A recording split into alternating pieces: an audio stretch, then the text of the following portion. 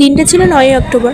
হঠাৎ করে একটা পার্সেল এসে হাজির, তারপরে খুলে দেখলাম দাদানের দেওয়া বার্থডে গিফট পাপানের। তারপরে 12ই অক্টোবর চলে এসেছে মামা, যেহেতু ভাগনার বার্থডে, আগের দিন না আসলেই নয়। মামা এসেছে আর ভাগনা খুশি হবে না তা তো হয় না, আনন্দ উৎফুল্ল হয়ে গেছে। আর অনেক দিন পর যেহেতু পাপানের মামা এসেছে, একটু মাটন না আনলে খুবই অন্যায় করা হবে মামার প্রতি। জমিয়ে মাটন দিয়ে ভাত খাওয়ার পরে চলে গেছিলাম কেক আনতে। আমি আর দীপ মানে পাপানের পাপা যেতে যেতে ভাবছিলাম কী ফ্লেভারের কেক নেওয়া যায়।